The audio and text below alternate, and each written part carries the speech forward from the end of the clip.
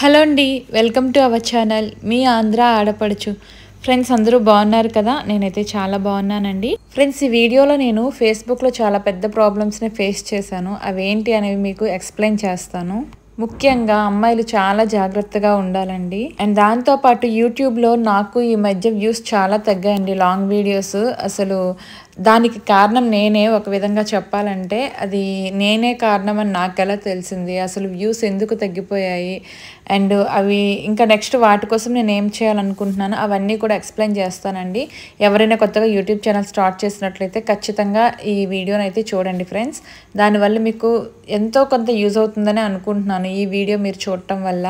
నేనేం మిస్టేక్ చేశానంటే ఫ్రెండ్స్, ఫస్ట్లో నేను ఏం చేసేదానంటే రోజుకి ఒక లాంగ్ వీడియో పెట్టేదాన్ని, అలాగే ఒక 3-4 షార్ట్స్ పెట్టేదాన్ని. 3-4 పెట్టాలని ఏం లేదండి, ఒక 2 పెట్టినా చాలు, ఒక షార్ట్ పెట్టినా చాలు రోజుకి. కాకపోతే మనం ఒక కన్సిస్టెన్సీ ఉండాలన్నమాట మనం పెట్టే వీడియోస్కి. అదేంటి అంటే మనం లాంగ్ వీడియోస్ని పోస్ట్ చేస్తున్నాం అనుకోండి, డైలీ లాంగ్ వీడియోస్ని పోస్ట్ చేయాలి. లేదు షార్ట్స్ అనుకుంటే షార్ట్స్నైనా డైలీ పోస్ట్ చేయాలి.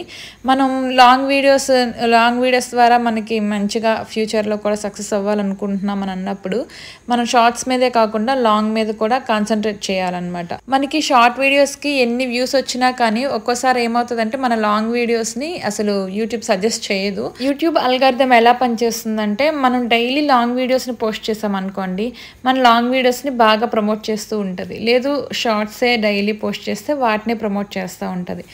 అలా కాకుండా మనం షార్ట్స్ ఎక్కువగా పెట్టి ఎప్పుడో ఒక లాంగ్ వీడియో పెట్టామనుకోండి, ఆ లాంగ్ వీడియోస్ పెద్దగా వెళ్ళవన్నమాట.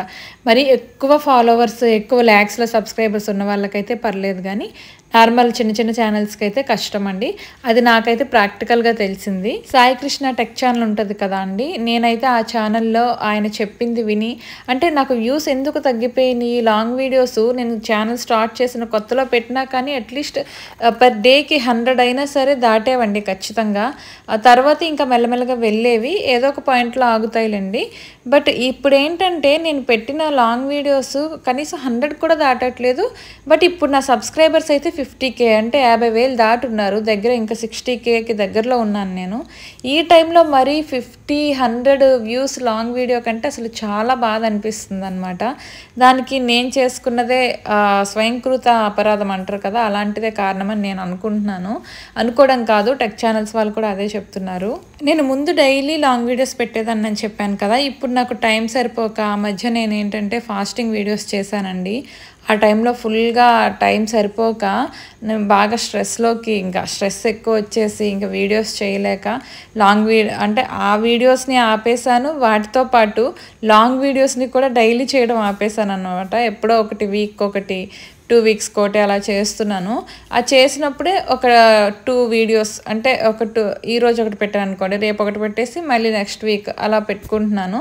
మ్యాక్సిమం షార్ట్స్కి ఇంపార్టెన్స్ ఇచ్చాను అనమాట. దానివల్ల ఏంటంటే నాకు షార్ట్స్ ఓకే అండి, కొన్ని బాగానే వెళ్తాయి, బట్ లాంగ్ వీడియోస్కి వచ్చేసరికి దెబ్బైపోతుంది. సో ఇంకా నేను తెలుసుకుంది ఏంటంటే నేను కంటిన్యూగా డైలీ అట్లీస్ట్ 2 డేస్కి ఒకటైనా సరే లాంగ్ వీడియో పెడతాను ఖచ్చితంగా, నాకు వీలున్నంత వరకు.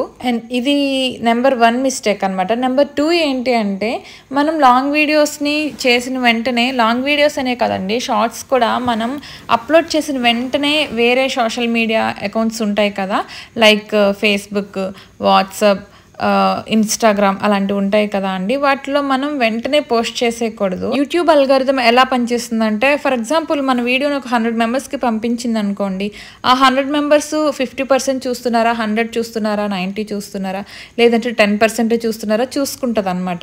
మనం ఫస్టే వాట్సాప్లో, ఫేస్బుక్లో పెట్టడం వల్ల ఏంటంటే వాళ్ళు మ్యాక్సిమం మనకు తెలిసిన వాళ్ళు ఉంటారు, వాళ్ళకి మన కంటెంట్ అంత ఇంట్రెస్టింగ్గా ఉండదు. వాళ్ళు ఏదో జస్ట్ క్లిక్ చేస్తారు ఏం పెట్టామా అని, కానీ పూర్తిగా చూడరు. దానికి రీజన్ ఏంటంటే వాళ్ళకి మనం ఆల్రెడీ తెలుసు కాబట్టి మనం డైలీ లైఫ్లో ఎలా ఉంటామో వాళ్ళకి అంత ఇంట్రెస్టింగ్గా ఉండదు అంతే. సో మనం వెంటనే కాకుండా 1 డే ఆగి పోస్ట్ చేయాలి. నేనైతే ఈ 2 మిస్టేక్స్ చేయడం వల్ల నాకు వ్యూస్ తగ్గాయి. సో నెక్స్ట్ నుంచి అలా చేయకూడదు అనుకుంటున్నాను. అండ్ నెక్స్ట్ అయితే ఫేస్బుక్లో ప్రాబ్లం అని చెప్పాను కదండి, నాకు లాస్ట్ టైం ఒక ఫేస్బుక్ ఉండేది, నేను పాత ఛానల్లో నాకు ఉండేదన్నమాట. అదొక 3 మంత్సే చేశానండి, తర్వాత ఆపేశాను. ఆ ఛానల్ కోసం అందరినీ కూడా నేను యాక్సెప్ట్ చేశానండి, ఫ్రెండ్ రిక్వెస్ట్లు అన్నింటినీ కూడా. దానివల్ల ఏంటంటే ఎవరు పడితే వాళ్ళు మెసేజ్లు పెట్టి చాలా ఇబ్బంది పెట్టేసేవారు.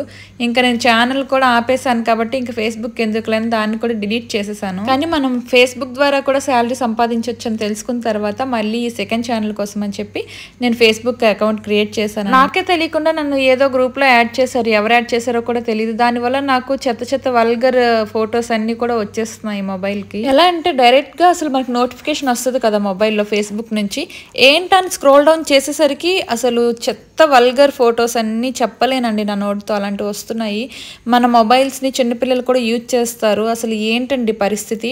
అసలు ఎలా తయారైందంటే సొసైటీ వాళ్ళ సరదా కోసం అని చెప్పి ఎదుటి వాళ్ళ జీవితాలు ఏమైపోయినా పర్లేదు అన్నట్లుగా పిచ్చిగా బిహేవ్ చేస్తున్నారు. అసలు మనుషుల్లాగా బిహేవ్ చేయట్లేదు. అలాంటి వాళ్ళని అసలు చెప్పుతో కొట్టినా కూడా చాలా తక్కువ అండి. నేనైతే మీకు ఒకటే సలహా ఇస్తున్నాను ఫ్రెండ్స్. ఫేస్బుక్ అవనండి, ఇన్స్టా అవనండి, యూట్యూబ్ అవనండి, ఏదైనా సరే మనం చాలా కేర్ఫుల్గా ఉండాలి.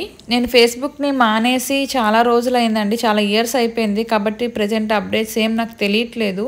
సో మళ్ళీ కేర్ఫుల్గా అన్నీ చూసి జాగ్రత్తగా మళ్ళీ చేసుకుంటాను ఫేస్బుక్లో కూడా వీడియోస్ని.